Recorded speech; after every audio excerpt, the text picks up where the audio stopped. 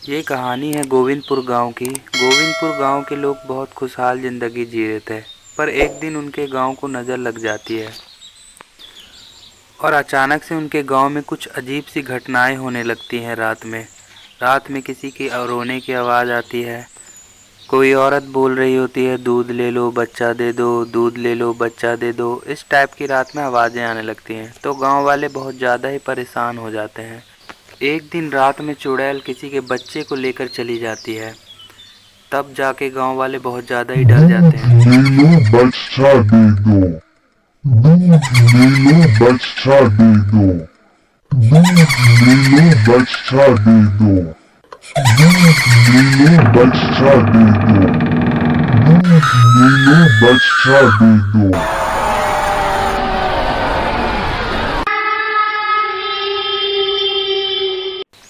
अगले दिन गांव वाले उस घर के बाहर आते हैं जहां से चुड़ैल रात में बच्चा लेकर चली गई थी। तो पता चलता है कि रामू की बेटी को चुड़ैल लेके चली जाती है और रामू घर पे नहीं होता। उसकी बीवी बहुत ज़ोर ज़ोर से रो रही होती है। गाँव वाले सोच रहे थे ये क्या बला है आ गई है गाँव में।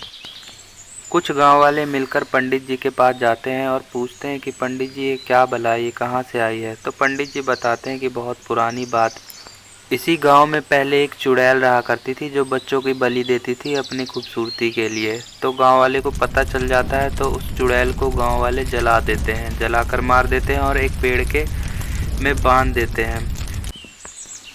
पर उस चुड़ैल को तो अभिमंत्रित करके पेड़ में बांध दिया गया था। अब पता नहीं वो कैसे बाहर आ गई है। अब उसको दोबारा काबू में करना बहुत मुश्किल भी होगा। उस टाइम तो वो जिंदा थी, अब तो वो मर चुकी है। अब क्या होगा पता नहीं, कुछ उपाय निकालना पड़ेगा। कहानी अब शुरू होती है। गांव के एक घर में दो लड़कियां शहर से आती हैं जो गांव वालों की रिश्तेदार होती है और वो शहर से कुछ दिन के लिए अपने रिश्तेदारों के यहाँ आती है गांव घूमने के लिए। और उनके रिश्तेदार बहुत खुश होते हैं, पर वो ये नहीं जानते हैं कि अब गांव में घटना होने वाली है इनकी वजह से। वो दोनों लड़कियां शाम में निकलती हैं गांव घूमने के लिए। गांव घूमते घूमते वो बहुत दूर आ जाती हैं और उसी जंगल में चली जाती हैं जिस जंगल में चुड़ैल बंधी हुई थी। और वो उस चुड़ैल को आज़ाद कर देती हैं क्योंकि उन्हें कुछ पता नहीं था उस बारे में।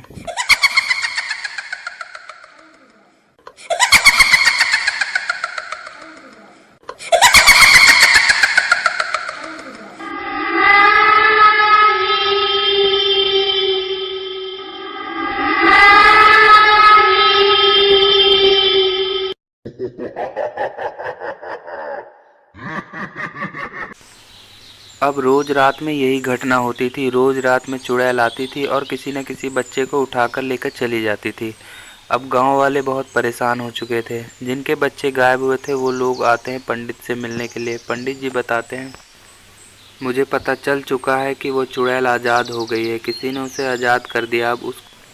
अब उस चुड़ैल को काबू में करना बहुत मुश्किल है। अब वो चुड़ैल इस आने वाली पूर्णमासी की रात को सारे बच्चों की बलि देकर खुद को बहुत शक्तिशाली बना लेगी। अब उसको रोकने का एक ही उपाय है, पर ये उपाय बहुत ज़्यादा ही कठिन है, इसमें जान जा सकती है। तो वो लोग कहते हैं कि पंडित जी हम अपने बच्चे को बचाने के लिए किसी भी हद तक जा सकते हैं, आप हमें बताइए कि कैसे बचाना होगा हमें अपने बच्चों को। तो पंडित जी बताते हैं कि कल मैं एक हवन करूंगा और तुम में से किसी एक को जाकर के उस चुड़ैल का बाल काट के ले आना होगा और आग में डाल देना होगा, तभी वो चुड़ैल मर सकती है। अगले दिन शाम में वो दोनों पहुंच जाते हैं और रात होते ही पंडित जी अपना हवन चालू कर देते हैं। इधर चुड़ैल भी अपना बलि देने के लिए तैयारी कर रही होती है। जैसे ही उसे पता चलता है कि पंडित जी हवन कर रहे हैं तो वो पंडित जी के पास पहुंच जाती है और यहाँ से भी एक आदमी चुड़ैल के बाल काटने के लिए जा रहे होते हैं और चुड़ैल पंडित जी के पास आ जाती है और बोलती है, मूर्ख पंडित तू मुझे रोकेगा, आज मैं तुझे ही मार डालूंगी, तुझे अपनी जान की परवाह नहीं है ना, ले मर अब। और अपनी जादुई छड़ी से पंडित जी को वो मार देती है और फिर अपनी जगह पे चली जाए। फिर वहाँ वो औरत उसे मिलती है तो उसे भी बोल, चली जा यहाँ से वरना मैं तुझे भी मार दूंगी। पर वो औरत उसका बाल काट चुकी थी और तुरंत ही आग में बाल डाल देती है। चुड़ैल उसी टाइम जलकर राख हो जाती है और फिर वो अपने बच्चों को बचा के ले जाती है। दोस्तों इसी तरह के वीडियो देखने के लिए प्लीज़ हमारे चैनल को सब्सक्राइब कर दें और हमारे वीडियो को लाइक कर दें। Thank you.